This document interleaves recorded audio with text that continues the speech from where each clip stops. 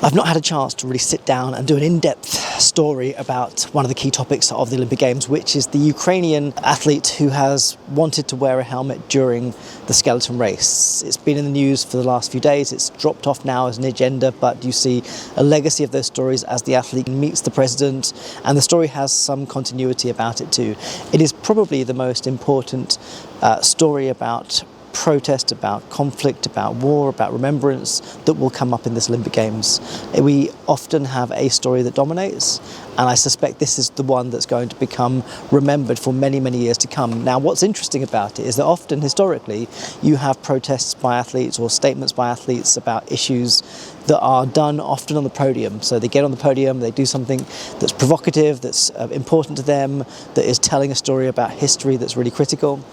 And in this case, the athlete asked in advance whether he was allowed to use the helmet. He wanted permission to do this. So first of all, there's a permission rather than forgiveness story to this, which is really interesting. But that meant that it went through the procedural process that was critical to see if that could be achieved. Now, the challenge with anything like this is the interpretation of what it means, the symbolism of what it means. The IOC's position was that it was sufficiently engaging with a political issue that meant that it compromised neutrality of the field of play.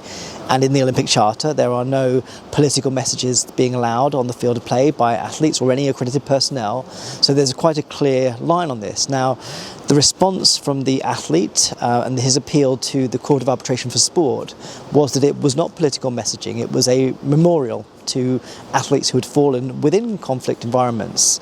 So as a remembrance artefact rather than a political artefact, which is an interesting kind of nuance to the discussion. But the challenge from the IOC's perspective is, what is the consequence of them allowing this?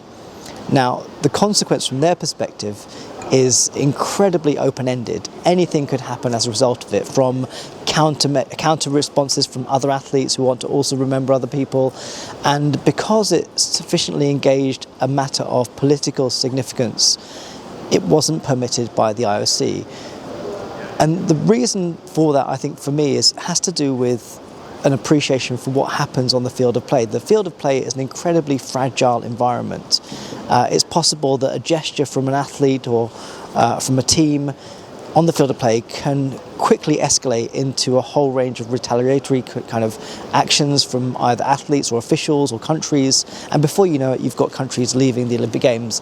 And that mindset is very much in the heads of the officials that govern the Olympic Games. The risk of escalation, you could have conflicts between athletes and spectators at competitions, and that becomes the story of these games. So the position is not one that the IOC is happy about, but it does this from a position of cautiousness to avoid the politics becoming the dominant story of the Olympic Games.